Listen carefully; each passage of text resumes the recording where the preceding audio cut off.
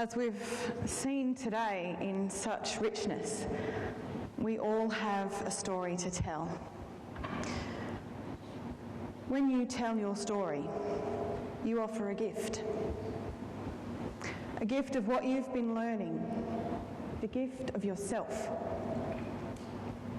So when we hear a story or see a story, we receive a gift.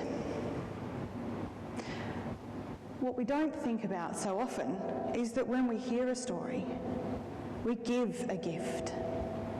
In the making space for another's story, we affirm the worth of the story and of the person. And so when we share our stories, we explore our human experience together in moments of grace, gift, and we nurture the health and the wholeness of us all. The story I'm going to tell imagines one songwriter and how he might have come to tell part of his story. It's called The Sweet Sound of Grace.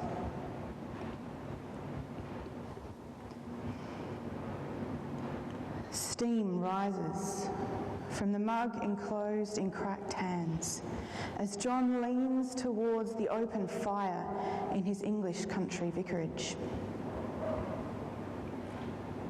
The storm outside has awoken storms inside, and John can smell again the sourness of wet ropes and sails, taste the salty air. But there's none of that here. All that remains are gnarled hands, red raw cheeks, and welt marks from captains' belts.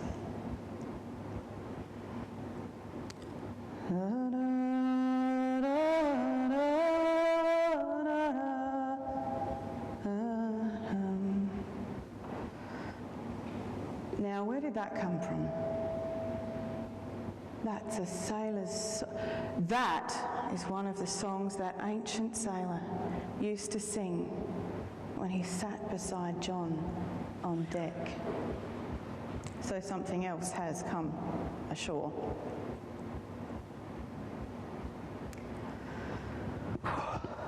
John shudders as cold air sweeps at his ankles.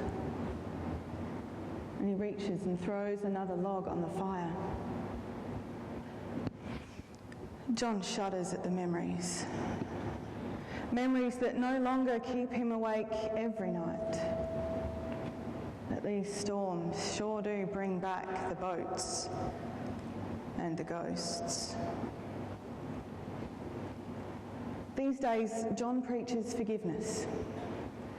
But there are some things John's not always been sure could be forgiven.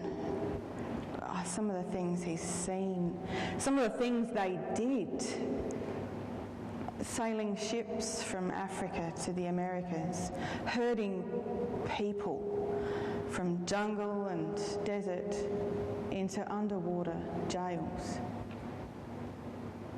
He too soon lost count of the number of lives they threw overboard. Illness, injury, insubordination. Those that survived, they herded out of the darkness and into more darkness.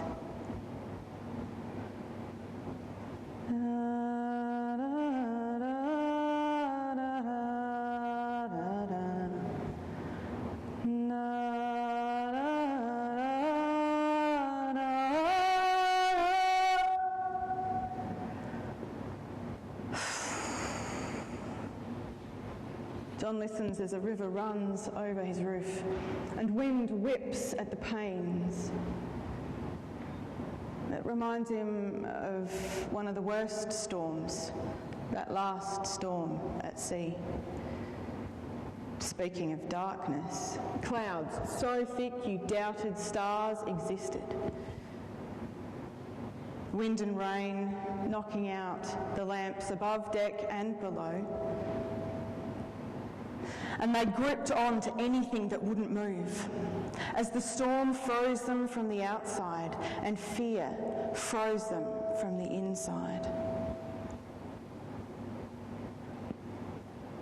Fear like none they'd ever known before, not even like in the face of a drunken, angry captain or a defiant, angry captive. This fear was as dark as the pitching sea beneath them. And from that dark, black hole, John cried out, as he never had before, to a God he didn't think he believed in.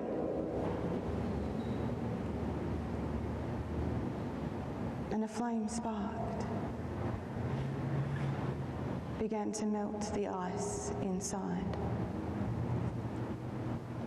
And though the storm continued to rage around him, all John could hear was an old sailor's song. Na, na, na, na, na, na, na, na.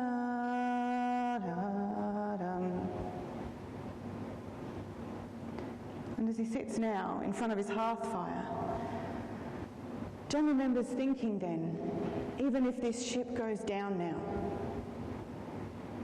I'll die free of fear. And that, my friends, he would go on to say in years to come, is the sweet sound of grace. And as the river slowed to a trickle and the wind calmed to a whisper,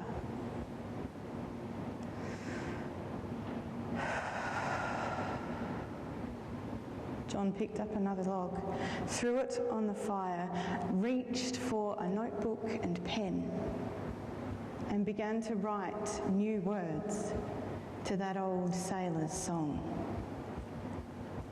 Words I reckon some of you might know.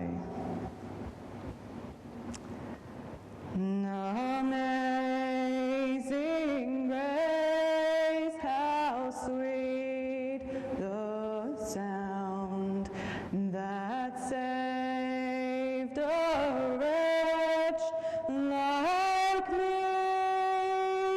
I once was lost, but now I'm found.